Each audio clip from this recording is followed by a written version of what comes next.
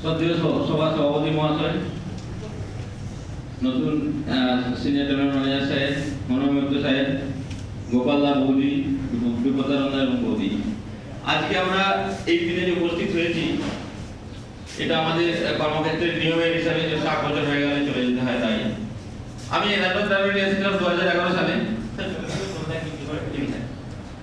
2011 সালে এসেছিলাম। তো বিপদা আমার সঙ্গে কাজের বিষয়ে একদম ওতপ্রোতভাবে জড়িয়েছিল। সমস্ত কিছু কাজ উনি নির্ভুলভাবে করতেন এবং রিপোর্টিং করতেন।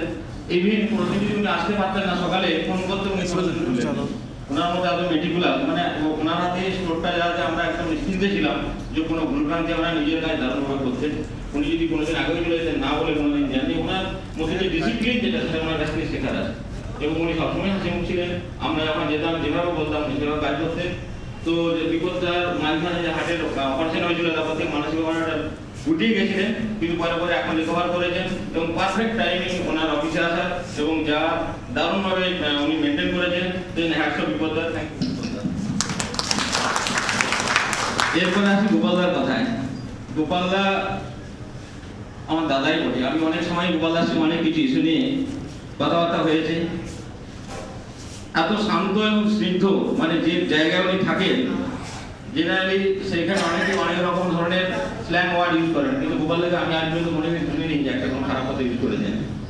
এটা মানে কি বলবো, ওনার জন্য ভাবতেই পারি না, আমরা খুব আশ্চর্য হয়ে যাই। আমি বিশেষ করে লাস্ট 3 বছর যখন এখানে ছিলাম একদম গোপালদার কাছে, প্রত্যেকদিন কিছু না কিছু ইস্যুতে গোপালদাকে দেখতাম। গাছকে যেভাবে ঝাঁকিয়ে ফল নেয়, মুহূর্তে মুহূর্তে গোপালদাকে ঝাঁকুনি আমি দেখতে পেতাম। গোপালদা শান্ত স্নিগ্ধ, সব এমনই সহ্য করে সব দিয়ে গেছে। এবং গোপালদা যা যখন যেটা দরকার, কখনো কখনো হয়তো গোপালদা না চাইলেও করতে, গোপালদা চোখের দিকে তাকিয়ে বলতে পারতো না, অন্যদিকে তাকিয়ে বলতে করছি। তো গোপালদা একজন মানুষ, আমি জানি রেসপেক্টফুল পারসন, এবং উনি যেভাবে আমাকে গাইড করেছেন গোপালদার প্রতি আমার রেসপেক্ট সবসময় থাকবে। আর উনি যখনই কিছু হয়েছে উনি বলতেন, তারপরে আবার ঠান্ডা হয়ে যায়, গরম থেকে রং করে ঠান্ডা। তো তারপরে যেতাম, সন্ধ্যাবেলা বাড়ি চলে যাওয়ার সময় দেখতাম গোপালদা আস্তে আস্তে বাড়ি যেতাম। বাড়িতে খুব চিন্তা করতেন। বহুদিন প্রায় তারপর থেকে ফোন করতেন বিকেলবেলায়, কখন বেরোলে কিনা, ফোন রেখে দিত, এক্ষুনি বেরোচ্ছি, এখানে আমাদের কাছে আসি, কথা বলছে, আমি বেরিয়ে গেছি, মিথ্যে কথা বলতেন কারণ বাড়িতে। এবং সকালে যখন উনি আসতেন তখনও দেখতাম সব কাজ নিয়ে আসতেন। ওনার বাড়ি পর্যন্ত লোকে কাজে থাকা হতো। এত সমস্ত কাজের পেশা নেই, সবারই আশা আকাঙ্ক্ষা, কারো এদিক থেকে এদিক হলেই ওনার কাছে এসে সবাই ইয়ে করতেন, গোপালদা সব কিছু সামলে যেতেন, তারপরে মাথা ঠান্ডা রাখতেন। তো যদি গোপালদার সঙ্গে কখনো কিছু হয়ে থাকে এরকম যে হিমাংশু কিছু করেছে, ক্ষমা করে দেবেন। কিন্তু আপনার প্রতি আপনার যে গাইডেন্স এবং আপনার যে আমাদেরকে আপনি রাস্তা দেখিয়েছেন এবং দাদার মতো গাইড করেছেন, এবং ওনার মধ্যে একটা কথা প্রায় শুনতাম, বলতেন উনি আমাদের আগে ট্রেড তারপর ট্রেড ইউনিয়ন, ওনার জায়গায় থেকে উনি এই কথাটা সবসময় বলেছেন। আমি জানি উনি কোম্পানির কথাটা ভালো জানেন এবং উনি কথাটা ভাবতে পারেন।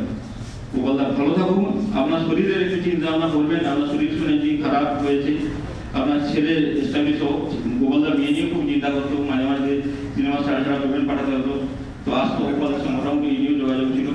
বৌদিকেও রিকোয়েস্ট করবো, আপনি দাবা খেলেন, লুডো খেলেন, সমস্ত কথাই হয়। আপনারা ফ্যামিলি লাইফে এনজয় রাখুন, গোপালদাকে একটু টেনশন ফ্রি রাখবেন। বিপদা এবং গোপালদা দুজনের কাছেই আমি বলছি, আশীর্বাদ করি, ভগবানের কাছে প্রার্থনা করি যেন ভগবান আমাদের সুস্থ জীবন আরো দীর্ঘায়িত করেন। থ্যাংক ইউ গোপালদা।